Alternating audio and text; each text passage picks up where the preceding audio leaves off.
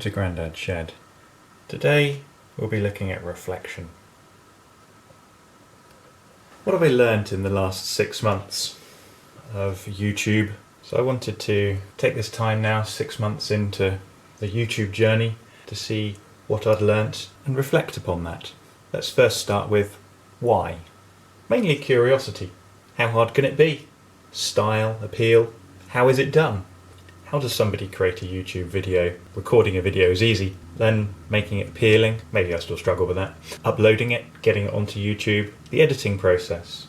I've noticed online there's a wide variety of styles, content, and a huge variability in quality. Now when I looked at YouTube a little while back, every day 18,000 days of content are posted. How do you simply sift through that and work out what you want to watch? Thinking back to when I was at school, there were 4 TV channels. If you were rich, you had Sky. That gave you an extra 30, maybe an additional 20 top-ups you could buy for sport and film. TV and video on demand has changed our perspective of choice, having greater variety of content. The number of people producing things has changed the style and content that's available to watch. What makes a good video? Obviously the topic needs to be interesting, or at least of need at the time. What have I learnt is that people don't like background music. Most of my negative comments have been about audio, and hope to fix that. Made changes to the camera settings to improve that. Initially I didn't understand that was a thing that needed fixing. So anyway, let's have a look at the camera I'm using.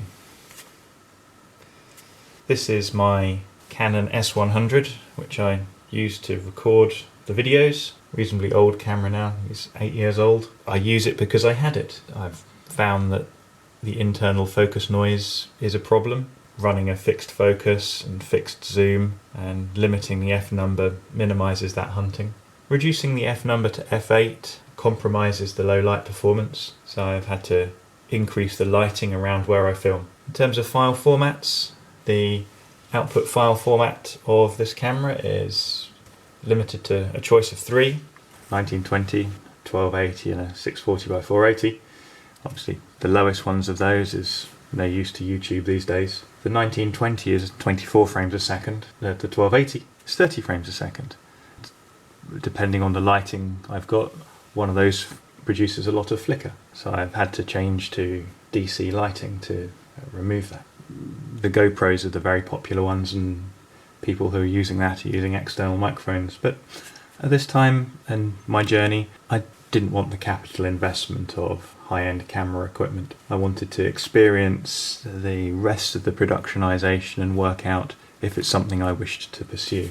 For video editing, I've used a Linux PC. I started off with OpenShot. That proved not very stable and with limited features. I then upgraded to Canon R17. Recently in September I upgraded to their release 20. That has meant that my older file formats are not backward compatible, which is slightly annoying. So I have remastered a couple of the videos. The most popular one is the thermostat, where I've removed the audio, the video that's there. In terms of the amount of content I'm editing, I seem to spend significantly longer editing the videos. Just setting the camera up to record, getting the shot, makes the job take 2 or 3 times longer. A few statistics that I'll lay over the top of the video here. In 6 months I've produced 30 videos, 28 subscribers, about 150 gigabytes of video material I've recorded. A few things that I don't understand. Why is the video of the thermostat significantly more popular? That's 10,000 views versus all of my other videos at 1,000 views. What do people want to see more of? Comment in the section below and I'll see if I can produce that kind of material. At the moment I'm just recording random things that I've got going on and adding them as content, just to experience the process of productionization.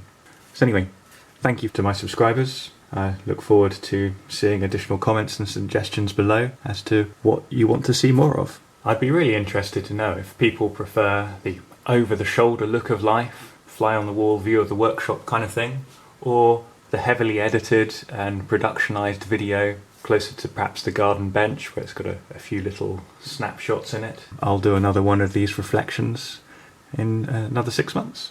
Hopefully by then we'll be out of lockdown. Thanks for watching.